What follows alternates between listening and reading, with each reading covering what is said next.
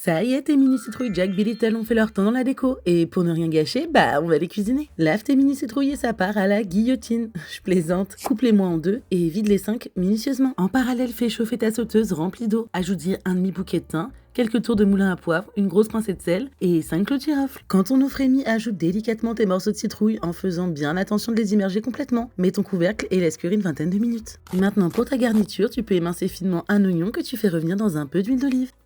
Il te faudra aussi éplucher 100 g de pleurotes en lanières comme ça, puis émince-les finement et rajoute-les sur tes oignons. Maintenant, tu peux faire la même avec 50 g de champignons de Paris. Et les dernières invitées de la partie, nos belles chanterelles. Émince-en à peu près 50 g aussi, ce sera parfait. Déglace-moi tout ça avec un bon shot de Porto, quelques tours de moulin à poivre, une bonne pincée de sel et l'assaisonnement sera fait. Pendant que ça mijote à petit feu, il est l'heure de retirer tes citrouilles de l'eau. Dépose-les dans un plat et chope-moi 150 g de reblochon AOP.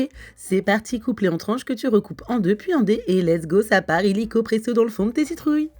Ajoute par-dessus ton trio de champignons et termine avec quelques dés de reblochon pour un max de plaisir.